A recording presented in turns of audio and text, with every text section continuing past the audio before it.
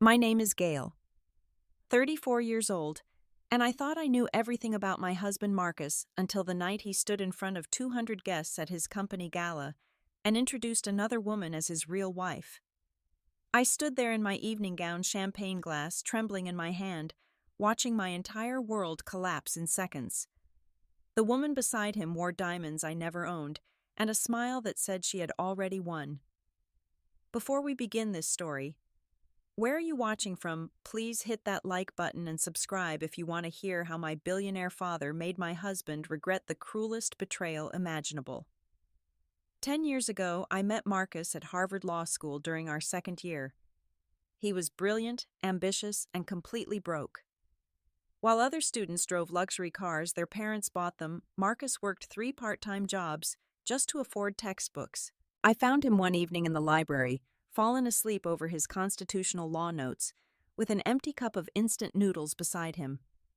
Something about his determination touched me. I sat down across from him, and when he woke up embarrassed, I offered to share my sandwich. That simple moment started everything. We studied together every night after that, and slowly study sessions turned into coffee dates, then dinner when he could afford it. What Marcus never knew was that my last name Sterling meant something. My father, William Sterling, owned Sterling Industries, a multinational corporation worth billions. But I kept that secret locked away. I wanted someone to love me, not for my trust fund or my father's connections. Marcus would tell me about his dreams constantly. He wanted to become the best lawyer in New York, to never worry about money again, to prove everyone wrong who said a kid from Detroit could never make it big. I loved his fire, his hunger for success. When he looked at me with those dark eyes and said I was his motivation, his reason for pushing harder, I believed every word. 2 years into our relationship, he proposed with a simple silver band he had saved 6 months to buy. He apologized that it was not a diamond, promised he would upgrade it someday when he made partner. I cried and told him it was perfect because it came from his heart. That night he held me close and whispered that I was the only luxury he needed in life. We married right after graduation in a small ceremony with 50 guests. Marcus wanted something simple, said big weddings were wasteful. I agreed even though my father had offered to pay for anything we wanted. I wore a simple white dress from a department store, not the designer gown hanging in my childhood closet. My father attended, introduced simply as a family friend who worked in business. Marcus never questioned it. The early years of our marriage were actually beautiful in their simplicity. We lived in a tiny one-bedroom apartment in Queens. I cooked dinner every night while Marcus studied for the bar exam. When he passed on his first try, we celebrated with Chinese takeout and cheap wine dancing in our cramped living room to music from his phone. I had opportunities to join my father's company, to step into a vice president role that was practically designed for me. Instead, I took a simple administrative job at a nonprofit, telling Marcus the work fulfilled me. In truth, I wanted to support his dreams without overshadowing them. When he got his first job at a small law firm in Manhattan, I packed his lunch every morning, ironed his shirts, and waited up no matter how late he worked. Success came slowly but surely for Marcus. Within 3 years, he moved to a bigger firm. By year 5, he was handling major corporate cases. Year 7 brought an offer from Whitman Keller and Associates, one of the most prestigious firms in the city. The night he got that call, he spun me around our upgraded 2-bedroom apartment, saying none of it would have been possible without me. I believed him. God, how I believed him. I gave up my MBA program acceptance to have more time for his career demands. When he needed to schmooze clients, I became the perfect hostess. When he worked weekends, I never complained. I learned about legal precedents just to understand his cases better, to be the sounding board he needed. Marcus started changing subtly after making senior associate at Whitman Keller. The man who once treasured our quiet dinners suddenly needed to attend every networking event. He joined the country club, started golfing with partners every Saturday. He bought expensive suits, a luxury watch, leased a BMW he said was necessary for his image. 8 years into our marriage, I thought we had made it. Marcus was being considered for partner, the pinnacle of everything he had worked toward. We had moved to a beautiful apartment on the Upper East Side that Marcus insisted we needed for entertaining. I had decorated it myself, creating the perfect home for the life we had built together. Looking back, I should have seen the signs. But love makes you blind, especially when you have invested so much of yourself in someone else's dreams. I thought every sacrifice was building our future together. I never imagined he was already planning a future without me. The changes started about 6 months before that horrible night. Marcus began working later, and his cases did not seem more complex than usual. He would come home at midnight, sometimes later, claiming emergency meetings with international clients in different time zones. His shirts started smelling like perfume that was not mine, something floral and expensive that lingered even after dry cleaning. When I mentioned it once casually while folding laundry, Marcus exploded. He accused me of being paranoid, said the stress of potentially making partner was enough without me adding baseless suspicions. He stormed out, did not come home until the next morning, claiming he had slept at the office. The coffee stain on his shirt was fresh, though not from the night before. There were receipts in his pockets for restaurants I had never been to, charges for 2 dinners when he was supposedly eating alone at his desk. A hotel charge on our credit card statement that he explained as a client emergency, someone who needed a room last minute, and he would be reimbursed. The reimbursement never came, but I did not push it. His phone became permanently attached to his hand. He would step out to take calls, saying it was confidential client business. Text messages would come at all hours, making him smile in a way my messages never did anymore. When I walked into a room, he would quickly switch screens or flip his phone over. The intimacy in our marriage evaporated like morning dew.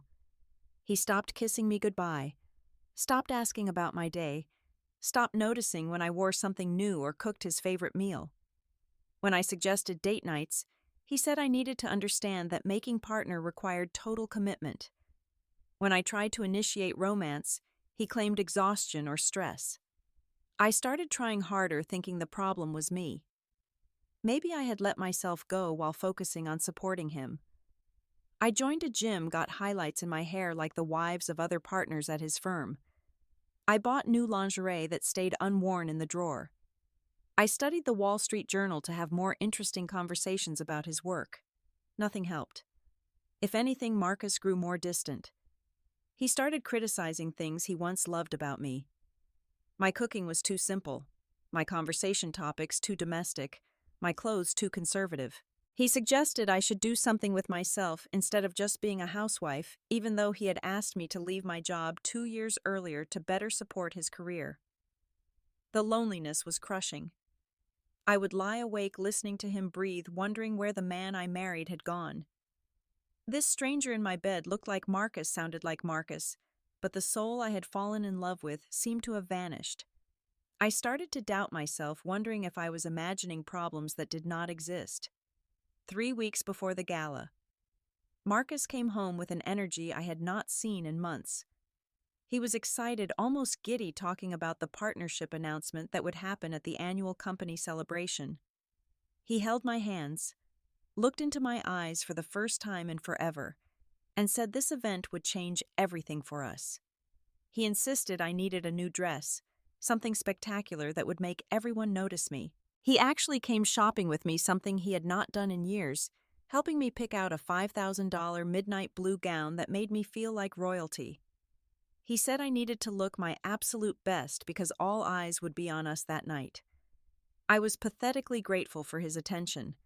I scheduled appointments at the spa, got a facial, a manicure, a professional makeup artist for the night of the gala.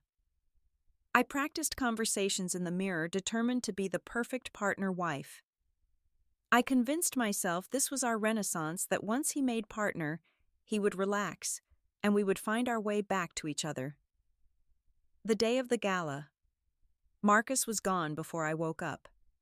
He left a note saying he had preparation meetings all day, but would meet me at the venue. He told me to arrive at 7 sharp to wait for him in the lobby. He signed it with love for the first time in months.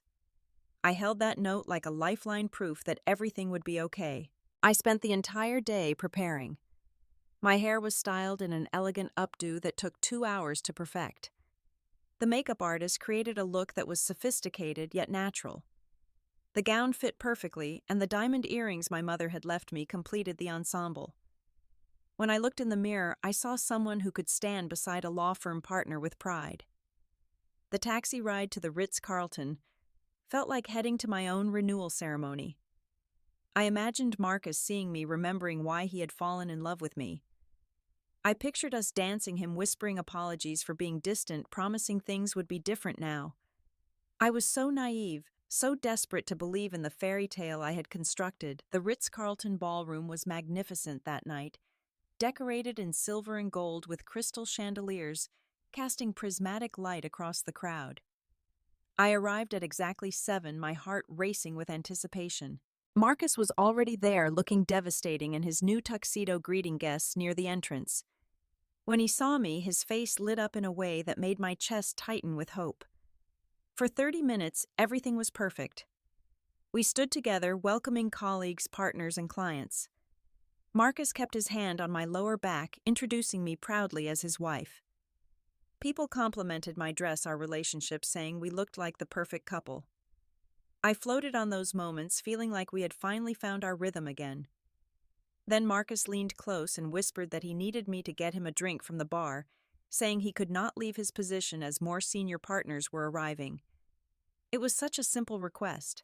I kissed his cheek, tasting his cologne, and headed through the crowd toward the bar at the far end of the ballroom.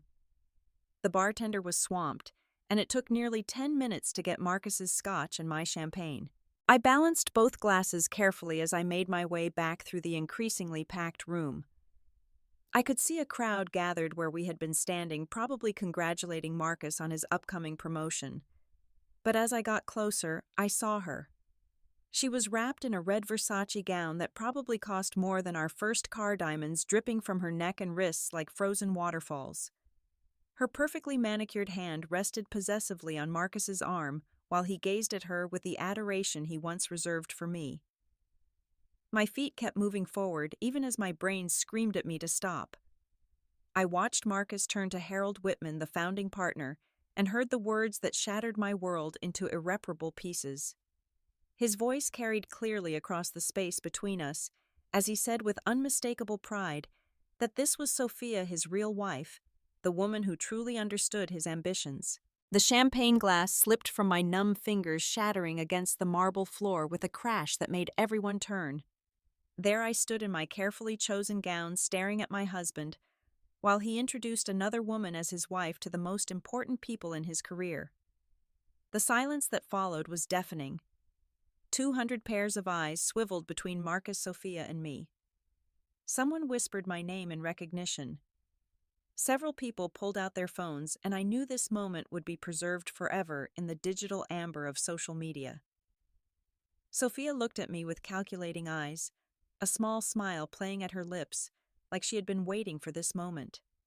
She was younger, maybe 26, with the kind of aggressive beauty that came from expensive procedures and personal trainers. Everything about her screamed new money, trying to look like old money. Marcus's face when he saw me was not shocked or guilty. It was annoyed, like I was a problem he had thought was already handled. He actually sighed as if I was making a scene over nothing. That small exhale of frustration hurt almost as much as the betrayal itself. My voice came out steadier than I expected when I asked what he was doing.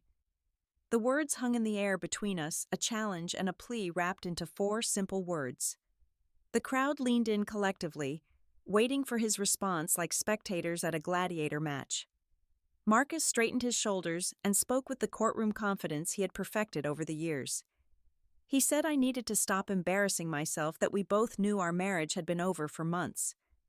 He claimed we had discussed this, that I had agreed to make the transition smooth for his career. The lies fell from his mouth so easily that for a moment I questioned my own sanity. Had we discussed this? Had I somehow forgotten agreeing to be publicly humiliated? The gaslighting was so smooth, so practiced, that several people looked at me with pity, as if I was the delusional ex who could not let go. Sophia chose that moment to flash her engagement ring, a massive 3-carat diamond that caught the light like captured fire. She mentioned loud enough for everyone to hear that they had been planning their real wedding for months, Something intimate in the Maldives, not like the courthouse mistake Marcus had made when he was young and stupid. The phrase courthouse mistake rang in my ears. Our wedding, the day I had treasured as the beginning of everything, reduced to two words that stripped it of all meaning. I wanted to scream that we had chosen a small wedding, that it had been beautiful in its simplicity, but my throat had closed completely. Marcus continued his performance, telling the assembled crowd that he appreciated their understanding during this transition. He said he had tried to handle things quietly, but sometimes people cannot accept when something is over. His eyes, when he looked at me, were cold, dismissive, like I was a stranger causing a disturbance at his party. More phones came out. I could hear the subtle sounds of recording starting. Someone live-streamed it, I found out later, and within an hour the video had thousands of views. But in that moment, all I could focus on was staying upright while my world imploded in real time. Sophia linked her arm through Marcus's and suggested they should continue greeting guests, dismissing me as effectively as if I had already disappeared. They started to turn away, and in that moment I realized this had all been planned. The dress shopping, the insistence I look my best, the specific timing of sending me for drinks. Marcus had orchestrated my humiliation like one of his legal strategies. The crowd parted as they walked away. Some people following them, others staying to stare at me with a mixture of pity and secondhand embarrassment. I stood frozen, unable to move, unable to breathe, unable to process the casual cruelty of what had just happened. The scattered glass from my dropped champagne glittered around my feet like tears made solid. The massive oak doors of the ballroom opened with a force that made everyone turn. My father walked in like he owned the place, which I would soon learn he essentially did. William Sterling, at 62, was still an imposing figure, 6'3" in his custom Armani suit, silver hair perfectly styled, with the kind of presence that made powerful men nervous. Behind him walked 10 security personnel, not the subtle bodyguard types, but obvious protection that screamed someone of extreme importance had arrived. The transformation in the room was immediate. Whispers rippled through the crowd as people recognized him from Forbes covers and CNN interviews. He walked straight to me, ignoring everyone else, his eyes soft with the love he had always shown me despite my request to stay away from my marriage. When he reached me, he touched my cheek gently and said loud enough for everyone to hear that he had come to take his daughter home. Marcus, who had been halfway across the room with Sophia, turned at the word daughter. The color drained from his face so quickly I thought he might faint. He started pushing through the crowd, Sophia struggling to keep up in her designer heels, both of them suddenly desperate to reach us. When Marcus got close enough, he stammered, asking who my father was, though the growing recognition in his eyes said he already knew. The man he had dismissed as a family friend at our wedding, the one he had barely acknowledged, was William Sterling, one of the most powerful businessmen in America. My father turned to Marcus with the kind of controlled fury that had destroyed corporations. He introduced himself formally, adding that he was the father of the woman Marcus had just publicly humiliated. His voice was calm, almost pleasant, but everyone in that ballroom could feel the danger radiating from him. The real shock came when my father pulled out his phone and called someone named Johnson. It took me a moment to realize he was talking to Robert Johnson, the managing partner of Marcus's law firm. The conversation was short, my father simply saying he was standing with his daughter at the company gala and thought Johnson should know what his newest partner candidate had just done. Johnson must have been watching the live stream because he started apologizing immediately. My father put the call on speaker, letting everyone hear the managing partner grovel, promising to handle the situation, swearing this did not reflect the firm's values. The power dynamic shift was so sudden that several partners from the firm started backing away from Marcus. My father then revealed something that made the entire room gasp. Sterling Industries owned 60% of Whitman Keller and Associates through various subsidiaries. They were essentially the firm's biggest client and majority stakeholder. Marcus had just publicly humiliated the daughter of the man who controlled his entire career. Sophia's face went from confident to terrified in seconds. She started pulling at Marcus's arm, hissing that he had told her I was nobody, that I was just some housewife who had trapped him young. The microphone someone had abandoned nearby picked up her words, broadcasting them to the entire ballroom. Marcus fell to his knees right there in front of everyone. He started begging not my father but me. He called me honey baby sweetheart, all the pet names he had not used in months. He said it was a mistake, a moment of insanity, that Sophia meant nothing. He actually reached for my hand, the one wearing the simple wedding band he had once placed there, with tears in his eyes. My father's personal lawyer appeared as if summoned from thin air, carrying a leather portfolio. Inside were divorce papers already drawn up, with a settlement that gave me everything despite my not wanting it. But the real shock was the investigation report attached documenting Marcus's activities for the past 2 years. The report was thorough and devastating. Marcus had not one but 3 other affairs besides Sophia. There were credit card records showing hotel rooms, jewelry purchases, weekend trips, all while I sat at home believing he was working. There were text messages, emails, even recorded phone calls where he discussed his plan to divorce me after making partner. The most painful revelation was a message thread with Sophia from 6 months ago where they discussed their strategy. Marcus had written that he needed to keep me around until the partnership was secured because the firm valued stable family men. After that, he could discard me and upgrade to someone who matched his new status. The word upgrade hit me like a physical blow. 8 years of marriage, 10 years together, reduced to a business transaction where I was the depreciated asset. Sophia had responded that she could wait, that it would be worth it to be married to a senior partner at such a prestigious firm. My father read excerpts from these messages aloud, his voice carrying across the silent ballroom. With each word, Marcus sank lower, his career evaporating in real time. Several partners from the firm walked out, phones pressed to their ears, probably calling emergency meetings about damage control. Johnson arrived at the venue within 20 minutes, red-faced and panicked. He did not even look at Marcus, addressing my father directly, promising that the partnership offer was rescinded effective immediately. He actually fired Marcus right there in front of everyone, saying the firm could not tolerate such behavior from any associate. Sophia backed away from Marcus like he had become radioactive. She actually laughed, a bitter sound that echoed off the walls, saying she had not signed up to marry an unemployed lawyer. She pulled off the engagement ring he had bought her and threw it at his feet before storming out, her red dress disappearing into the night.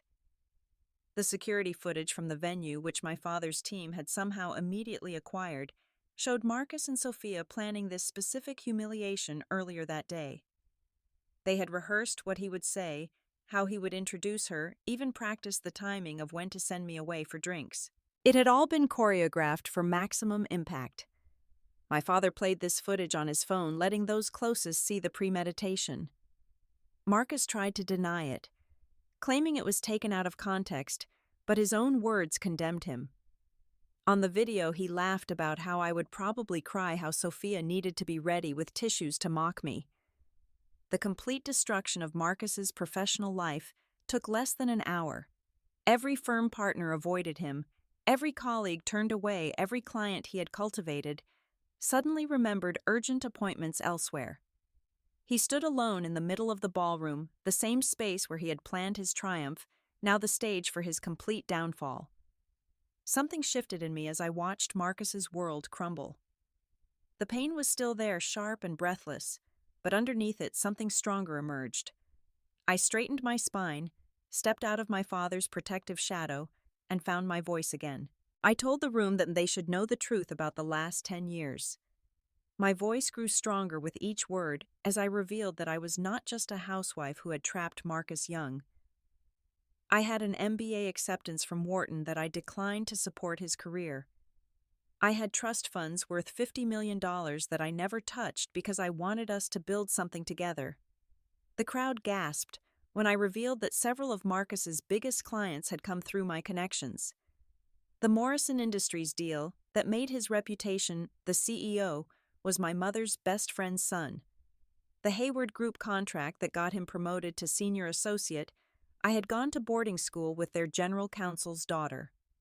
All those networking events where Marcus had supposedly charmed clients into signing, I had been laying groundwork months before. Subtle conversations at charity events. My father invited me to lunches with old family friends who happened to run corporations.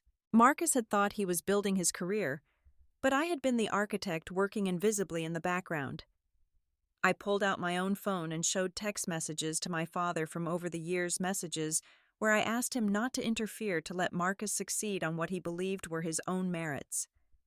I had protected Marcus's ego so carefully that I had erased myself in the process. Turning to Sophia, who had returned to watch the drama unfold, I said she could have him. Whatever was left of Marcus after tonight was hers to collect. I told her she should know that the man she thought was a successful lawyer was actually a facade I had helped create, and without me, he would revert to exactly what he had always been. I took off my wedding ring, the upgraded diamond Marcus had bought last year, with what I now knew was guilt money. I handed it to him, saying he should save it for the next woman he tried to deceive. The metal was warm from my skin, and his fingers shook as he took it. The crowd parted as I walked to the table where the partnership documents had been displayed. Marcus's name was already being removed by Johnson's assistant, who worked with frantic efficiency. I picked up the pen they had set out for the signing ceremony and wrote across where Marcus's signature would have gone that sometimes the best revenge is simply walking away. I announced that effective immediately I would be taking my place as vice president of Sterling Industries' new legal division. We would be reviewing all our contracts with outside firms, starting with Whitman Keller and Associates. The implied threat was clear, and several partners looked physically ill. My father's assistant appeared with a phone connecting me to the editor-in-chief of Business Weekly, an old Harvard classmate who had been following my father's career for years. I gave her an exclusive for the morning edition about nepotism and integrity in corporate law. Marcus's name would be in headlines by dawn, but not the way he had dreamed. Marcus tried one more time, grabbing my arm as I passed. He whispered that he loved me, that we could work through this, that everyone made mistakes. The desperation in his eyes was real, but it was not love. It was the panic of a man watching his carefully constructed life disappear. I removed his hand gently but firmly. I told him that the saddest part was not that he had cheated or that he had humiliated me publicly. It was that he had taken a woman who would have given him everything and convinced her she was worth nothing. That was his real crime, and that was what he would have to live with. The divorce papers were signed within the week. I gave Marcus the apartment, the car, all the material things we had accumulated. I did not want anything that held his memory. What I kept was my dignity, my family's respect, and the knowledge that I had survived something that should have destroyed me. Marcus fought the divorce, initially trying to claim that my hidden wealth entitled him to alimony. The judge, who happened to be a law school friend of my father's, laughed him out of court. The prenup Marcus had insisted on to protect his future earnings now protected my family fortune from his grasping hands. Sophia lasted exactly 3 days after the gala before she leaked the whole story to a gossip blog, adding her own spin about being deceived by Marcus about his prospects. She moved on to another lawyer within a month, posting Instagram photos from Saint-Tropez with her new target, hashtagging them with quotes about knowing your worth. Marcus sent flowers every day for a month. Roses, lilies, orchids, each with increasingly desperate notes about second chances and true love. I donated them all to the local hospital, where at least they could bring joy to people who deserved it. The nurses started calling me the flower fairy, not knowing the blooms came from guilt, not generosity. 3 months after the gala, I was unrecognizable from the woman who had stood frozen in that ballroom.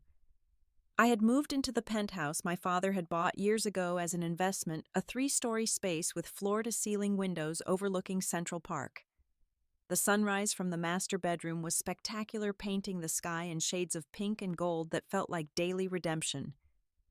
My mornings started with yoga on the private terrace, something I had always wanted to try, but Marcus had mocked as privileged housewife behavior. The instructor, a serene woman named Maya, taught me that strength came from flexibility, that sometimes bending meant you would not break. At Sterling Industries, I discovered I had inherited more than my father's wealth.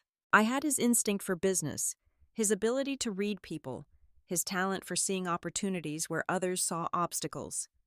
The legal division I headed Started with 3 major acquisitions in the first month, each one a strategic masterpiece that made the board take notice. The work fulfilled me in ways I had never imagined. Every contract negotiated, every deal closed, every victory earned felt like reclaiming pieces of myself that I had given away. My team respected me not because of my last name, but because I worked harder than anyone, stayed later, pushed further.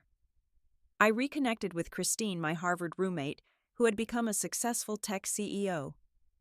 She confessed over wine one night that she had never liked Marcus, had seen through his charm to the insecurity beneath.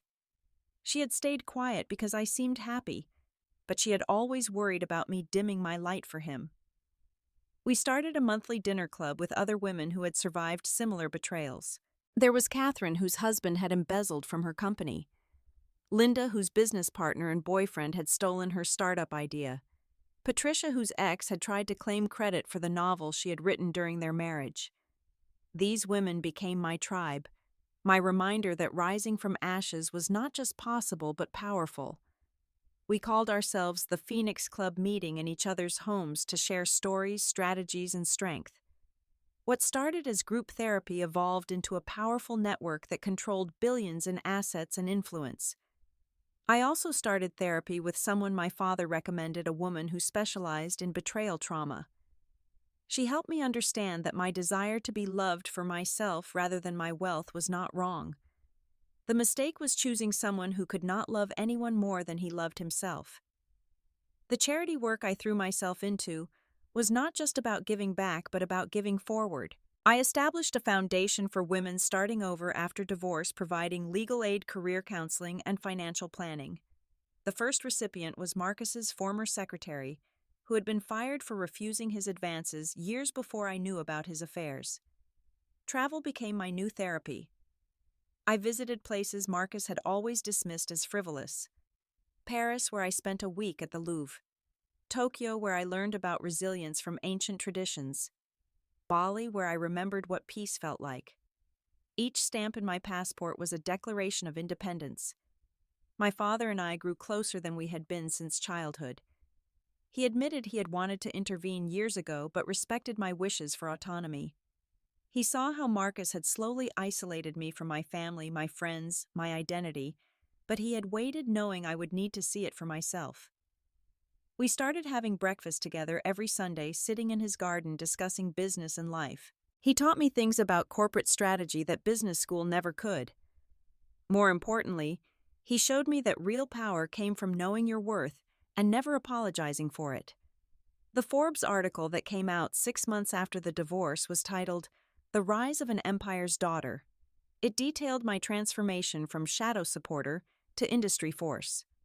The journalist noted that Sterling Industries stock had risen 15% since I joined, the strongest growth in a decade. Marcus saw the article, of course. He sent an email saying he was proud of me, that he always knew I had potential. I deleted it without responding. His approval meant nothing now, less than nothing. It was white noise from a past life that felt like someone else's story. 1 year after the gala that changed everything, I stood in the grand ballroom of the Waldorf Astoria keynote speaker at the Women in Business Summit. The same room where I had once attended events as Marcus's +1 now held 500 women waiting to hear my story. I spoke about resilience without mentioning Marcus by name. He had become a footnote in my narrative, a catalyst, but not a definition. The standing ovation that followed felt like closure, hundreds of women seeing themselves in my journey from invisible to invincible. After the speech, a man approached me at the reception. David Hartwell. British accent soft around the edges, introducing himself as the CEO of a sustainable technology firm.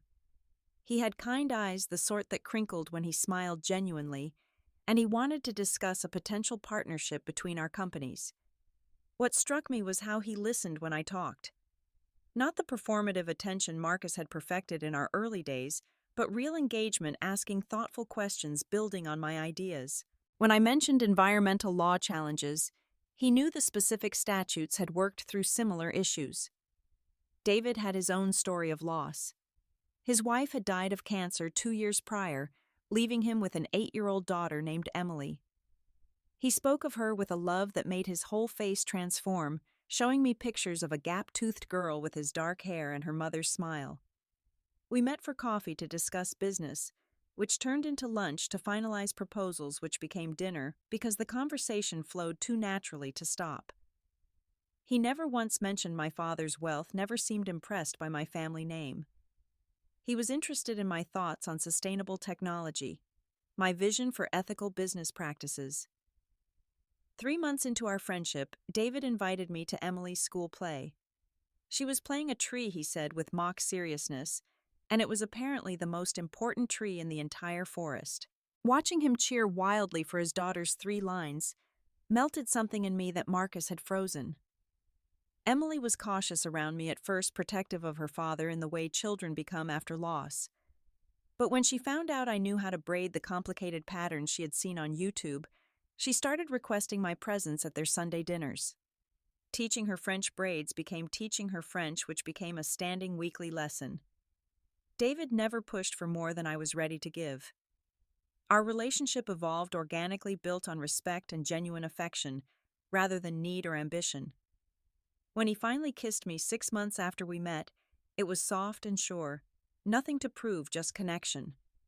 The contrast with Marcus was sharp enough to cut. David celebrated my successes without feeling diminished. When I closed a billion-dollar acquisition, he sent champagne to my office with a note that said, "Watching me work was like watching art being created." He meant it too, his pride genuine and unwavering. Meanwhile, Marcus's life had spiraled into exactly what I had predicted. No law firm in New York would touch him after the gala scandal. He moved to a small practice in New Jersey, handling minor corporate contracts for a fraction of his former salary. The BMW was repossessed, the apartment foreclosed. He sent one final letter on what would have been our 10th anniversary. It was long, rambling, full of justifications and revisions of history. But buried in the middle was one true sentence. He wrote that he had destroyed the only real thing in his life because he could not believe he deserved it. I kept that letter not out of sentiment, but as a reminder. A reminder that people who do not value themselves cannot value others. That someone who sees love as a transaction will always be looking for a better deal. That the person who thinks you are not enough will never be enough for you. Sophia married her new lawyer. The wedding splashed across social media in gaudy excess. They divorced 8 months later when she caught him with his personal trainer. The cycle continued, would always continue for people who confused conquest with connection. My father walked me down the aisle 2 years later when David and I married in his garden. It was the wedding I had actually wanted, full of warmth and joy rather than strategy. Emily stood as my maid of honor, very seriously holding my bouquet, whispering that she was glad I was making her dad smile again. Marcus was not invited, obviously, but I heard he saw the announcement in the Times. Christine told me he had called her drunk and maudlin, saying I looked beautiful in the photos. She had hung up on him, but not before telling him that I had always been beautiful. He just had not been capable of seeing it. The foundation I had started grew into a national organization. We helped 12,000 women in the first 3 years, providing everything from legal services to job training to emergency housing. Every success story that crossed my desk felt like redemption, multiplied proof that endings could become beginnings. At the 5th anniversary gala for the foundation, held ironically at the Ritz-Carlton, I stood where I had once fallen apart and felt nothing but gratitude. Not for Marcus, never for him, but for my own strength, for my father's protection, for the journey that had led me to a life I had built instead of inherited. David stood beside me that night, not possessive like Marcus had been, but supportive, his hand warm on my back. Emily, now 13 and taller than me in heels, worked the registration table with serious dedication. My father, proud and protective as always, watched from his table with a smile that said he had always known I would rise. The speech I gave that night was about transformation, about how the worst moments of our lives often become the foundations of our best selves. I talked about women who had been told they were nothing, discovering they were everything, about the power that comes from finally believing in your own worth. As I spoke, I thought about the woman I had been 5 years ago, standing in that same hotel watching my world shatter. I wanted to tell her it would be okay, more than okay, that the man she thought was her future was actually the barrier to it, that losing him would mean finding herself. The truth about betrayal is that it reveals who people really are. Marcus showed me who he was that night, but more importantly, the aftermath showed me who I was. Not a victim, not a footnote, not someone's discarded wife. I was William Sterling's daughter, yes, but more than that, I was my own woman. The evening ended with David and Emily teaching me to waltz, something Marcus had always said was outdated and silly. As we turned around the floor, Emily standing on David's feet while holding my hand, I realized this was what love actually looked like. Not possession or strategy, but partnership and joy. When someone asks me now about second chances, I tell them the truth. The second chance that matters is not the one you give someone who hurt you. It is the one you give yourself to build something better, to choose differently, to love someone who sees your strength as a gift, not a threat. Marcus taught me what I did not want, which turned out to be just as valuable as learning what I did. Every relationship is an education if you are willing to learn the lesson. His lesson was harsh but necessary. Never shrink yourself for someone who needs you to be small to feel big. So where are you watching from today? What is your story of rising from betrayal? Share in the comments below, because every story of survival helps another woman stand up. If this resonated with you, please like and subscribe. Share it with someone who needs to remember their worth. Thank you for letting me share this journey with you, and remember, your value does not decrease based on someone's inability to see it. You are already enough. You always were.